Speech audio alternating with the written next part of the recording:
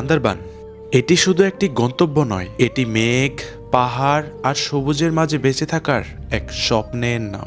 এটি এমন এক জায়গা যেখানে মেঘ শুধু আকাশই ভাসে না, ভাসে পাহাড়ের গায়ে, রাস্তার পাড়ে, একেবারে চোখের সামনে।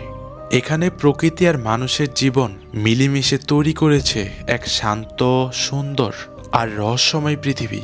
এই বান্দরবনেই রয়েছে দেশের সর্বোচ্চ উঁচু পর্বতশৃঙ্গ, রয়েছে অন্যতম উঁচু পাহাড়ি সড়ক, মেঘ ছুঁয়ে যাওয়ার মতো পথ আর অজানা লেকের নীরব সৌন্দর্য। এখানকার প্রতিটি বাঁক, প্রতিটি রাস্তা, প্রতিটি পাহাড় যেন বলে যায় এক একটি নতুন গল্প। তাই তো আজ আমি ছুটে চলছি সেই স্বপ্নের বান্দরবনের আলীকদম থানচি রুটে।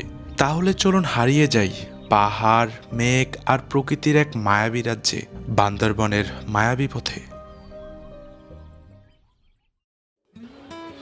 বান্দরবানের আলীকদমে যেতে হলে আমাদের প্রথম গন্তব্য চকরিয়া বাজার।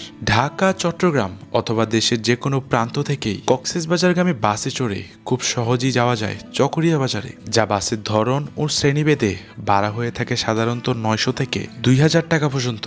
চাইলে সরাসরি বাসে করেও আলীকদম যাওয়া যায়, সেক্ষেত্রে ভাড়া পড়বে প্রায় 1100 টাকা। আমাদের আজকের যাত্রাটি শুরু হতে যাচ্ছে ঢাকার সায়দাবাদ বাস টার্মিনাল থেকে।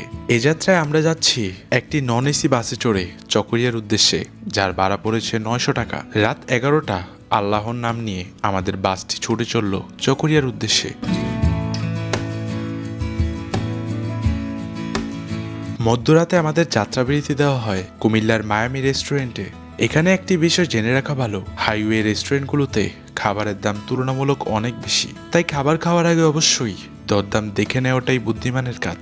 20 মিনিট যাত্রাবিরতি শেষ করে আমাদের বাসটি আবারও ছুটে চলল পাহাড়, মেঘ আর শান্তির খোঁজে।